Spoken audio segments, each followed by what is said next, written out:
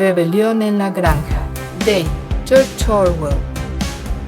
Capítulo 3. A veces el trabajo era duro. Los instrumentos no habían sido diseñados para los animales sino para los seres humanos, y era un gran inconveniente que ningún animal pudiera utilizar herramientas hechas para trabajar de pie sobre las patas traseras. Pero los cerdos eran tan listos que siempre encontraban la manera de resolver todas las dificultades. Los caballos, por su parte, conocían cada palmo del campo y entendían el trabajo de segar y rastrillar mucho mejor que Jones y sus hombres. Los cerdos en realidad no trabajaban, pero dirigían y supervisaban a los demás.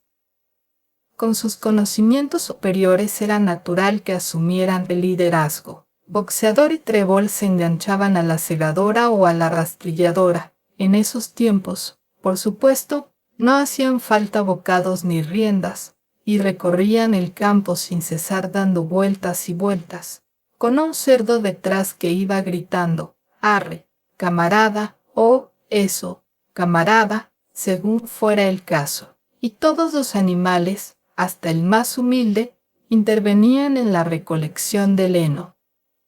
Hasta los patos y las gallinas iban y venían todo el día bajo el sol, transportando pequeñas briznas de heno en el pico. Al final terminaron la cosecha 2 días antes del tiempo que solían emplear Jones y sus hombres. Además, era la mayor cosecha que se había visto nunca en la granja. No había desperdicio alguno. Las gallinas y los patos, con su extraordinaria vista, habían recogido hasta el último tallo.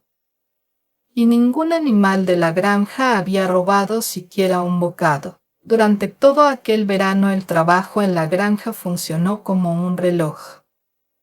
Los animales nunca habían imaginado que podían ser tan felices.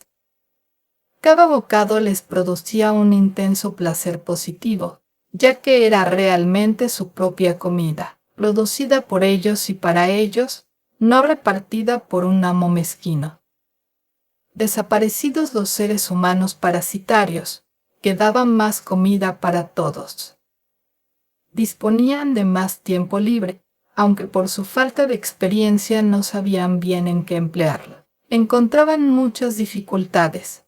Por ejemplo, hacia finales de año, al cosechar el maíz, tuvieron que pisarlo al estilo antiguo y aventar la paja con el aliento, ya que la finca no poseía trilladora. Pero los cerdos con su inteligencia y Boxeador con sus tremendos músculos siempre resolvían los problemas.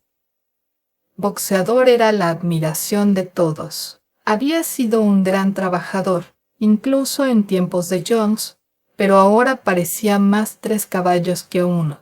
Había días en que todo el trabajo de la granja parecía descansar sobre sus fuertes hombros.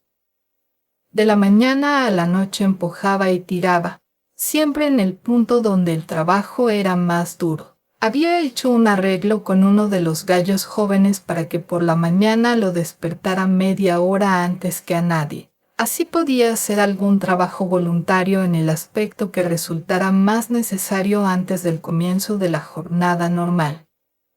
Su respuesta ante cada problema y cada revés era, trabajaré más duro, y la había adoptado como lema personal, pero todo el mundo trabajaba según su capacidad. Las gallinas y los patos, por ejemplo, al recoger los granos perdidos de la cosecha rescataron 5 fanegas. Nadie robaba, nadie se quejaba de sus raciones, y las peleas y los mordiscos y los celos, tan característicos de la vida en los viejos tiempos, casi habían desaparecido. Nadie, o casi nadie, eludía el trabajo. Es cierto que Marieta no se destacaba por madrugar, y solía dejar de trabajar temprano alegando que tenía una piedra en un casco. Y la conducta de la gata era un poco rara. Pronto se descubrió que cuando había trabajo que hacer, la gata nunca estaba. Se esfumaba durante varias horas y reaparecía cuando iban a comer, o por la noche, cuando había terminado el trabajo, como si nada hubiera ocurrido. Pero sus excusas eran siempre tan excelentes, y ronroneaba con tanto cariño que resultaba imposible no creer en sus buenas intenciones. El viejo Benjamín, el burro, no parecía haber cambiado desde la rebelión. Hacía su trabajo de la misma manera lenta y obstinada que cuando los mandaba Jones, sin eludir nunca sus obligaciones, pero sin ofrecerse a hacer ninguna tarea especial.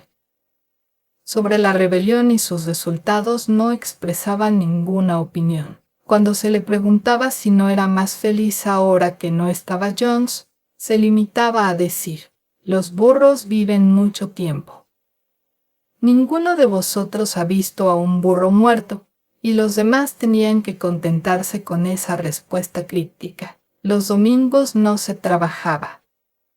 El desayuno tenía lugar 1 hora más tarde que de costumbre, y después del desayuno celebraban una ceremonia que se repetía cada semana sin falta. Primero se izaba la bandera. Bola de Nieve había encontrado en el guadarnés un viejo mantel verde de la señora Jones y había pintado en él una pezuña y un cuerno blancos. Lo subían al mástil del jardín de la casa cada domingo por la mañana.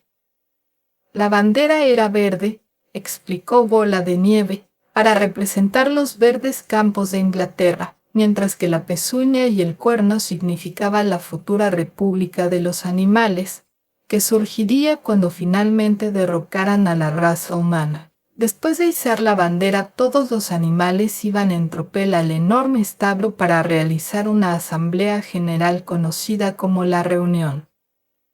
Allí se planificaba el trabajo de la semana siguiente y se proponían y se debatían las resoluciones. Esas resoluciones las proponían siempre los cerdos. Los demás animales entendían cómo votar, pero nunca se les ocurrían resoluciones propias. Bola de Nieve y Napoleón eran, con mucho, quienes más intervenían en los debates. Pero se notaba que esos dos nunca estaban de acuerdo. Cuando uno sugería algo se podía tener casi por seguro que el otro se opondría. Hasta cuando se resolvió, nadie podía oponerse a esa decisión: reservar el pequeño campo que había detrás del huerto como sitio de descanso para los animales que ya no pudieran trabajar. Hubo un acalorado debate sobre la edad correcta de jubilación para cada clase de animal. La reunión siempre terminaba con el canto de Bestias de Inglaterra y la tarde se dedicaba al recreo. Los cerdos habían reservado el guadarnés como sede para ellos. Allí, por la noche, estudiaban herrería, carpintería y otras artes necesarias incluidas en los libros que habían sacado de la casa. Bola de Nieve también se ocupaba de organizar a los demás en lo que denominaba comités animales. En eso era incansable. Formó el comité de producción de huevos para las gallinas, la liga de rabos limpios para las vacas, el comité de reeducación de camaradas salvajes, cuyo objeto era domesticar a las ratas y los conejos, el movimiento Lana Más Blanca para las ovejas y algunos otros, además de instituir clases de lectura y escritura. En conjunto, esos proyectos fueron un fracaso. Por ejemplo, el intento de domesticar a las criaturas salvajes se malogró casi de inmediato. Siguieron actuando como antes, y cuando se las trataba con generosidad se limitaban a aprovechar la situación. La gata entró en el comité de reeducación y durante unos días participó con mucho entusiasmo. Un día la vieron sobre un tejado conversando con unos gorriones que se mantenían fuera de su alcance. Les decía que ahora todos los animales eran camaradas y que si un gorrión quisiera se le podría posar en la pata, pero los gorriones conservaron la distancia. Sin embargo, las clases de lectura y escritura tenían mucho éxito.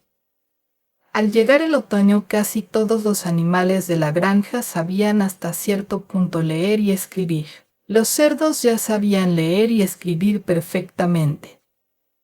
Los perros aprendían a leer bastante bien, pero solo les interesaba leer los 7 mandamientos.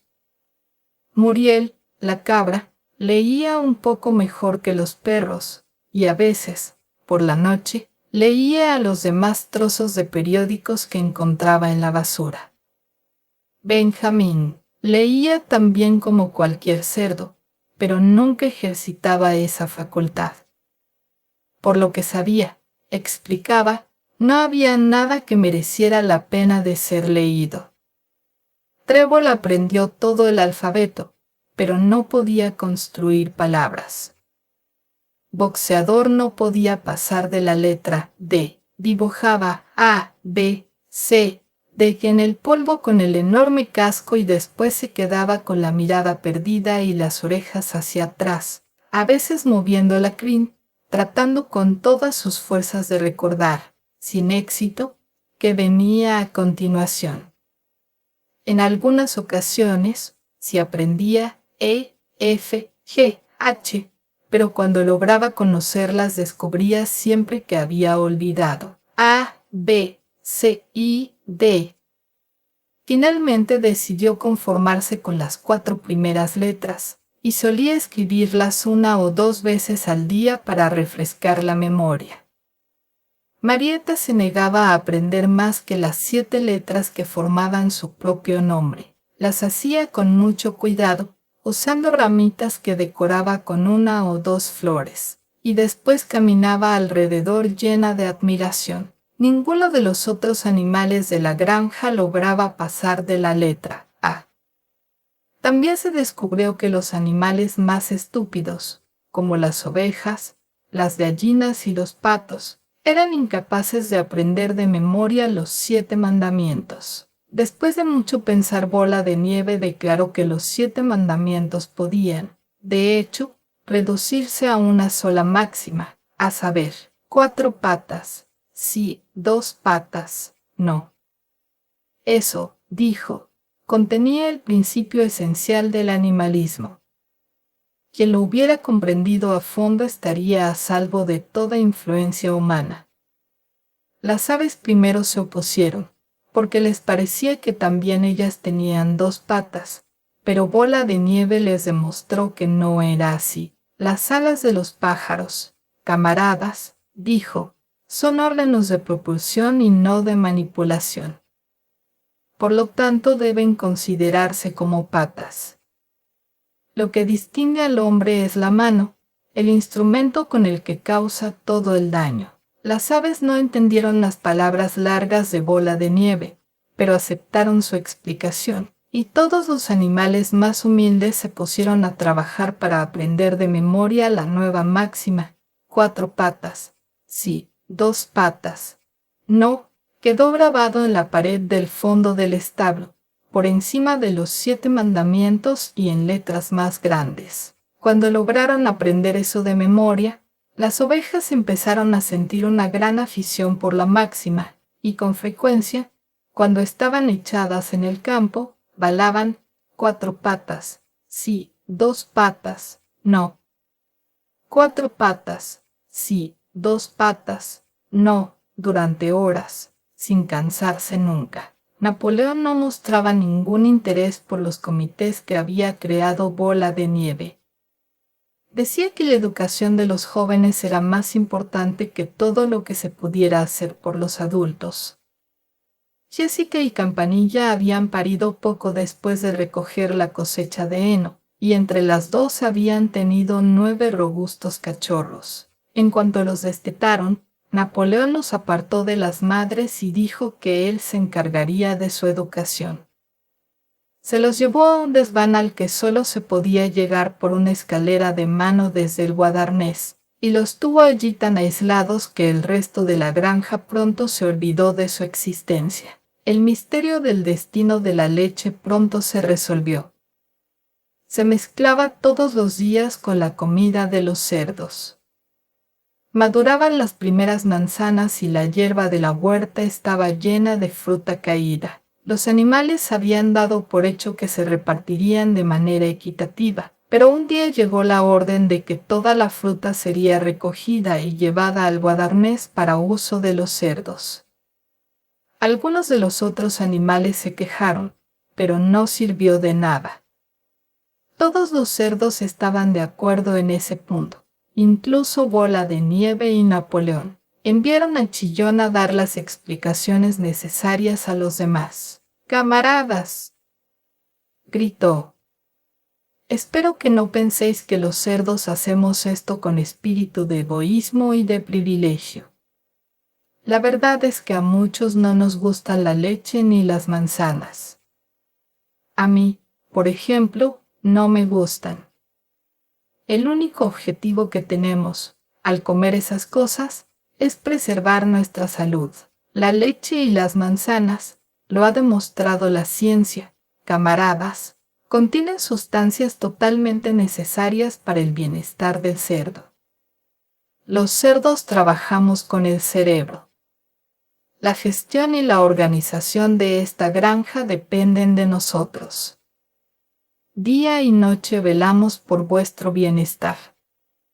Es por vuestro bien que bebemos la leche y comemos las manzanas. ¿Sabéis qué ocurriría si los cerdos no cumpliéramos con nuestro deber? Volvería Jones. Sí, volvería Jones. Y no creo, camaradas, exclamó Chillón, casi suplicante, brincando y moviendo la cola, que ninguno de vosotros quiera ver de nuevo a Jones. Si de algo los animales estaban completamente seguros era de que no querían la vuelta de Jones. Al oír las cosas explicadas de ese modo no encontraron nada que objetar. La importancia de conservar el buen estado de salud de los cerdos era demasiado evidente. Se acordó entonces, sin más discusión, que la leche y las manzanas caídas, y también el grueso de la cosecha, cuando madurase, se reservarían solo para los cerdos.